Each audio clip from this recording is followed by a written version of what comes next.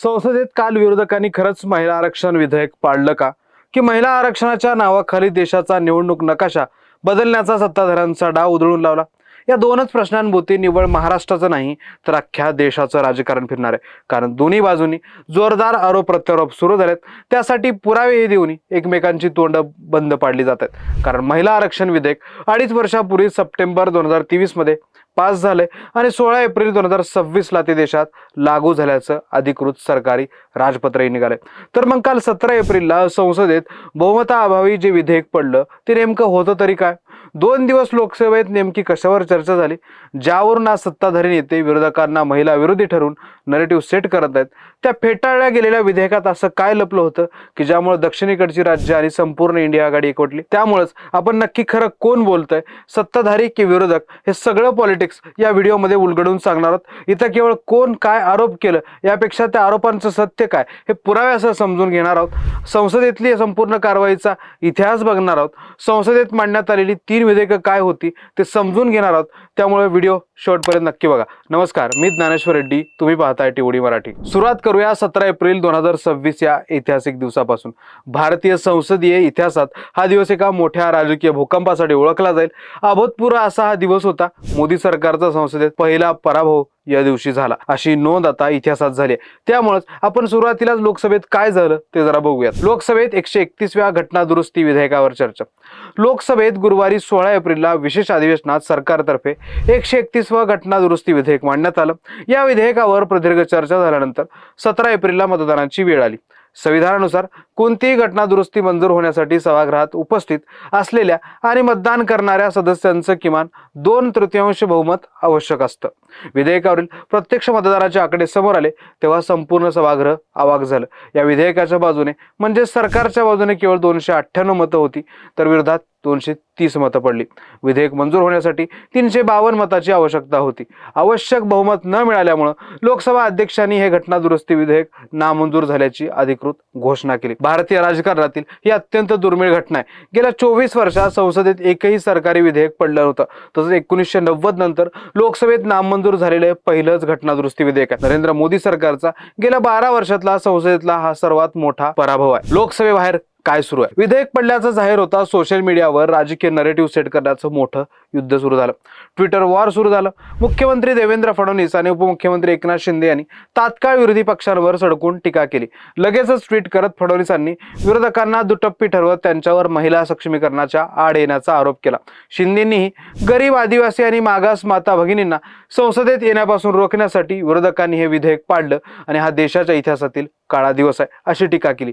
पण या आरोपांना काँग्रेसचे प्रदेशाध्यक्ष हर्षवर्धन सपकाळ यांनी काही पुरावे देत सडेतोड उत्तर दिले. सपकाळ यांनी फडणवीसांना त्यांच्या जुन्या ट्विटची आठवण करून दिली आणि इथंच या प्रकरणातील खरा ट्विस्ट समोर आला. आता 20 सप्टेंबर 2023 रोजींचं फडणवीसांचं ट्विट बघितलं तर त्यात त्यांनी स्वतः ऐतिहासिक क्षण असं म्हणत लोकसभेने महिला आरक्षण विधेयकाला बहुमतानं मंजुरी दिल्याचं जाहीर केलं होतं. मग आता प्रश्न असा निर्माण होतोय, जे महिला आरक्षण विधेयक 2023 मध्ये संसदेने एकमतानं मंजूर केलं होतं ते विधेयक आता 2.5 वर्षानंतर पुन्हा कसं फेटाळलं जाऊ शकतं? एकाच विधेयकाला दोनदा मंजुरी देण्याची संसदेत कोणतीही पद्धत नाही. तर मग 17 एप्रिलला संसदेत जे विधेयक पडलं ते नक्की कोणतं होतं? हाच तो गेम चेंजर प्रश्न आहे जो आपल्याला या प्रकरणाच्या मुळाशी घेऊन जातो. भारत सरकारचं अधिकृत राजपत्र काय सांगतं? या प्रश्नाचं निर्विवाद उत्तर आपल्याला भारत सरकारच्या विधी आणि न्याय मंत्रालयाने काढलेल्या अधिकृत राजपत्रात गॅझेटमध्ये मिळतं. 16 एप्रिल 2026 रोजी रात्री उशिरा सरकारने एक अधिसूचना जारी केली. या अधिसूचनेत अतिशय स्पष्ट शब्दात लिहिलंय की संविधानातील 106 दुरुस्ती कायदा जो 2023 मध्ये संमत झाला होता तो 16 एप्रिल 2026 पासून संपूर्ण देशात लागू होतो. हा तोच कायदा आहे ज्याला आपण नारी शक्ती वंदन अधिनियम किंवा महिला आरक्षण कायदा म्हणतो. म्हणजेच महिलांना लोकसभा आणि विधानसभेत 33% आरक्षण देणारा मूळ कायदा आधीच मंजूर झालाय आणि तो आता मोदी सरकारने देशात लागूही केलाय. मग महिला आरक्षणाचा कायदा अस्तित्वात आलाय तर सत्ताधारी पक्षात 131व्या घटना दुरुस्ती विधेयकाला महिला आरक्षण म्हणत आहे. ते विधेयक नेमकं कशाबद्दल होतं? खरा खेळ महिला आरक्षण की मतदारसंघ पुनर्रचना? इथेच खरी राजकीय मेघ मारलेली आहे. 17 एप्रिलला जे विधेयक विरोधकांनी पाडलं ते निव्वळ महिला आरक्षणाचं नव्हतं. त्या विधेयकाचं नाव जरी महिला आरक्षणाशी जोडलेलं असलं तरी त्याच्या पोटात देशाचा संपूर्ण निवडणूक नकाशा बदलणारी अत्यंत वादग्रस्त तरतूद लपवलेली होती. ती तरतूद म्हणजे मतदारसंघ फेररचना, डिलिमिटेशन्स किंवा ज्याला आपण परिसीमन म्हणतो. या फेटाळल्या गेलेल्या विधेयकांमध्ये लोकसभेची एकूण सदस्य संख्या वाढवून ती जवळपास 850 करण्याच्या प्रस्तावाचा समावेश होता. तसंच ही नवीन मतदारसंघ फेररचना 2011च्या जनगणनेच्या आधारावर तातडीने करण्याची तरतूद यात होती. विरोधी पक्षांचा आणि विशेषतः दक्षिणेकडील राज्यांचा याला सर्वात मोठा विरोध होता. यामागचं कारण अतिशय गंभीर आहे. केवळ लोकसंख्येच्या आधारावर मतदारसंघाची नव्याने आखणी झाली तर ज्या राज्यांनी लोकसंख्या नियंत्रणात जबरदस्त कामगिरी केली अशा दक्षिणेकडील राज्यांचं लोकसभेतील प्रतिनिधित्व मोठ्या प्रमाणावर कमी होईल. या उलट उत्तरेकडील राज्यांच्या खासदारांची संख्या प्रचंड वाढेल. दक्षिणेत भाजपला आपले पाय रोवता येत नाहीत आणि उत्तरेकडील हिंदुत्ववादी राजकारणानं विरोधी पक्षांना बेजार करून सोडले.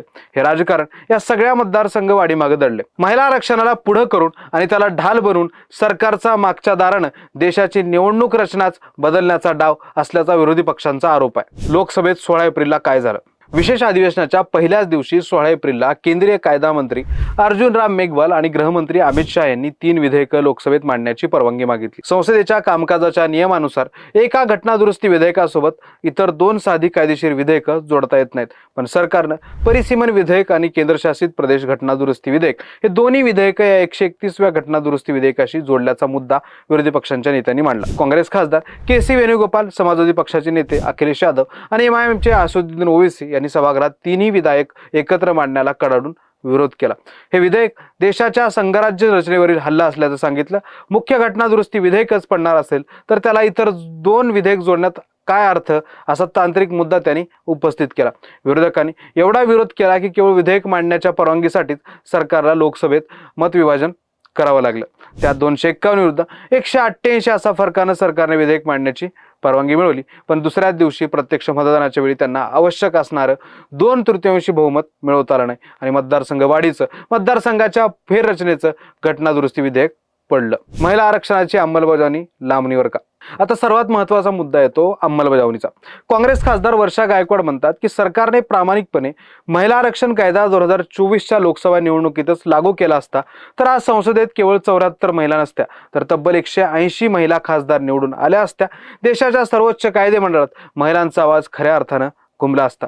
मग 2014 मध्ये हा कायदा का लागू झाला नाही असा प्रश्न तुम्हाला पडला असेल तर सरकारने 2023 मध्ये कायदा मंजूर करताना त्याला जनगणनेची आणि त्यानंतर होणाऱ्या मतदारसंघ फेररचनेक अत्यंत जाचक आट जोडून ठेवली होती. जोपर्यंत देशाची नवीन जनगणना पूर्ण होत नाही आणि त्यानंतर मतदारसंघाची नव्यानं आखणी होत नाही तोपर्यंत महिला आरक्षण अधिनियमन लागू नाही, म्हणजेच महिलांना आरक्षण मिळणार नाही अशी तरतूद सरकारनेच करून ठेवली.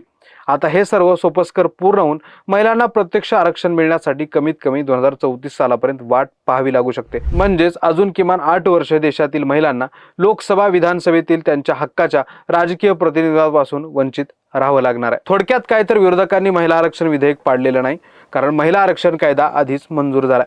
विरोधकांनी जे पाडले ते आहे महिला आरक्षणाच्या नावाखाली आणलेलं मतदारसंघ फेररचनेचं वादग्रस्त घटना दुरुस्ती विधेयक. तुम्हाला डिलिमिटेशन्स बद्दल सविस्तर समजून घेण्यासाठी तुम्ही टीओडी मराठी यूट्यूब चॅनलवर हा व्हिडिओ नक्की बघा. यामध्ये तुम्हाला डिलिमिटेशनचं खरं राजकारण समजेल. पण तुम्हाला काय वाटतं? खोटं कोण बोलते, देवेंद्र फडणवीस की हर्षवर्धन सपकाळ? मतदारसंघ फेररचनेच्या घटना दुरुस्तीला इंडिया आघाडीने केलेला विरोध योग्य आहे का? तुमची मतं खाली कमेंट बॉक्समध्ये नक्की सांगा. व्हिडिओ आवडला असेल तर लगेच लाईक करा, मित्रमंडळांना शेअर करा. अशाच माहितीपूर्ण राजकीय विश्लेषणासाठी आपल्या टीओडी मराठी चॅनलला सबस्क्राईब करायला विसरू नका.